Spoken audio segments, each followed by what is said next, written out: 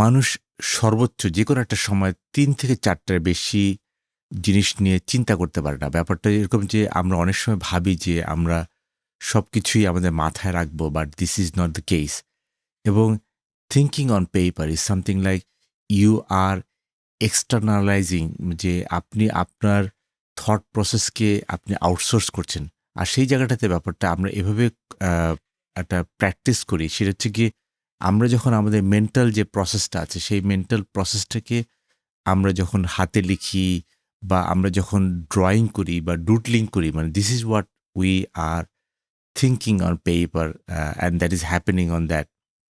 মাঝে, মাঝে যেটা হয় যে আমরা we are trying to fully grasp, মানে আমরা অনেক সময় যেটা করি যে আমরা পুরো জিনিসটাকে মাথায় নিতে চাই, and which is a dead wrong, মানে this is something like we shouldn't be doing. আমরা যেটা করবো সে হচ্ছে গিয়ে we should be doing metacognition, যেটা আমরা মনে আছে যে আমরা ছোটবেলায় আমরা একটা জিনিস বোঝার জন্য, ধরা যাক আমি একটা জিনিস বুঝতে যাচ্ছি, so I should be able to right.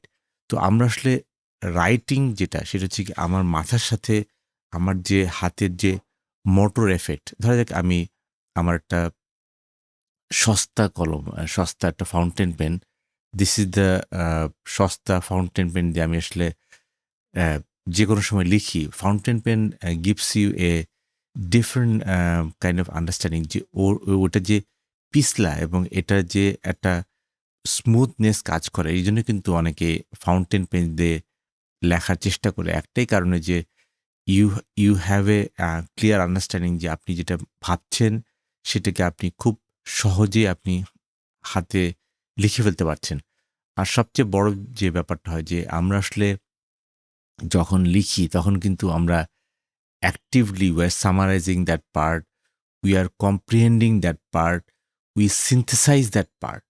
মানে দিন শেষে আমি আসলে মেশিন লার্নিং বা এই এআই নিয়ে কাজ করতে গিয়ে একটা জিনিস বুঝলাম যে মেশিন লার্নিং, এআই আর মানুষ এর মধ্যে কোনো পার্থক্য নেই। মানে আমরা একইভাবে শিখি, যেটা আমরা আসলে মেশিন লার্নিংকে মেশিনকে আমরা সেভাবে শিখিয়েছি।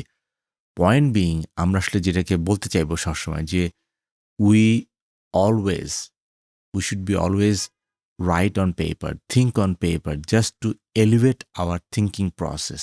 যে আমরা আসলে যেকোনো একটা আর্টিকুলেশন বা যেকোনো একটা প্রোডাক্ট, ধরা যাক আমি একটা প্রোডাক্ট বানাতে যাচ্ছি। So I cannot do it on my head.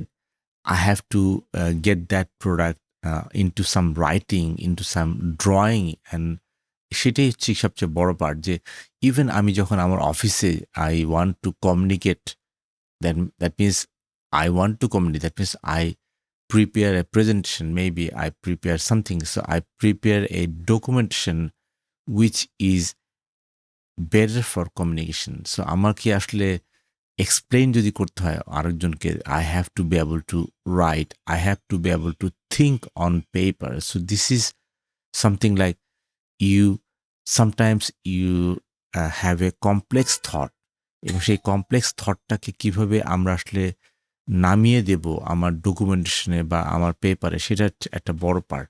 তো এই জায়গাটাতে হচ্ছে কি আমার আসলে সবচেয়ে যে জিনিসটা কাজ করে, যে think on paper is something like you have a idea, you have a process, and that is something that you need to deliver.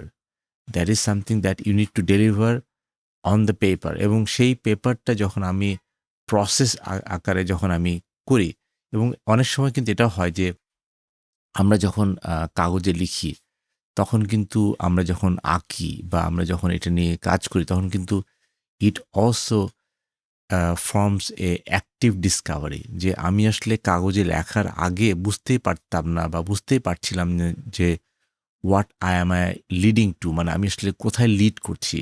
So sometimes writing helps us to get to a point that active discovery, যেটাকে আমরা বলি যে writing to learn, মানে আমি আসলে শিখছি through মাই writing. এবং যারা অনেক ধরনের যারা নোভেল রাইটার আছে, যে তারা কিন্তু ডিসকভারি রাইটার হয়। মানে তারা কিন্তু জানে না, যখন উনি, ধরা যাক হুমায়ূন আহমেদ, উনি যখন একটা আম উপন্যাস উনি লেখা শুরু করলেন, maybe this might be the issue যে maybe he doesn't know the ending.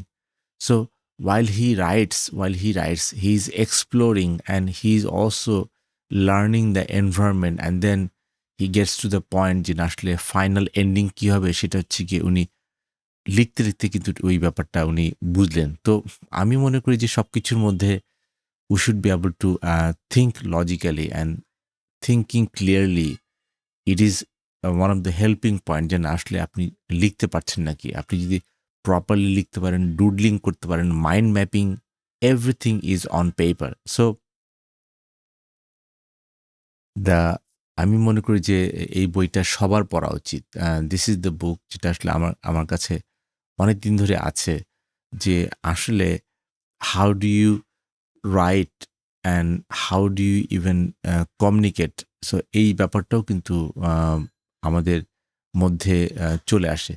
তার পাশাপাশি আমি মনে করি যে আপনাদের আমার যে উপন্যাসটা আছে কল্যাণী 2.0, কল্যাণী 2.0, সো এই উপন্যাসটা পড়তে পারেন যে আসলে আমাদের যে মেন্টাল থট প্রসেসটা আসলে কিভাবে এক্সপ্যান্ড করা যায়, কিভাবে একটা নেক্সট লেভেলে নেওয়া যায়। মানে ওই উপন্যাসটার একটা বড় পার্ট হচ্ছে গিয়ে how do you run a governance, how do you run a government using AI. So that will also help you to understand যে আসলে আমরা কিভাবে চিন্তাভাবনা করি এবং কিভাবে একটা চিন্তাভাবনাকে একটা ম্যাচুরিটি লেভেলে নিয়ে যাই।